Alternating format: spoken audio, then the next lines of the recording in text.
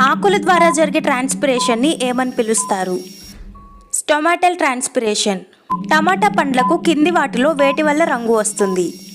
Carotenoids. కింది వాటిలో దేని మూలంగా ఆకుల్లో రంగు ఉంటుంది? మెగ్నీషియం. కిరణజన్య సంయోగ క్రియలో వెలువడే వాయువేది? ఆక్సిజన్. కింది వాటిలో కిరణజన్య సంయోగ క్రియకు అవసరం లేనిది ఏది? హైడ్రోజన్.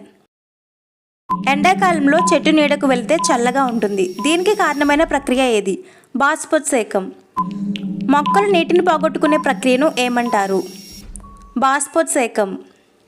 క్లోరోఫిల్లో ఉండే మూలకం ఏది? మెగ్నీషియం. మొక్కలు ఎక్కువగా ఏ రకమైన కాంతిని గ్రహిస్తాయి? నీలం, ఎరుపు. మొక్కలు ఆకుపచ్చ రంగులో ఉంటాయి ఎందుకంటే అవి ఆకుపచ్చ కాంతిని పరావర్తనం చేస్తాయి.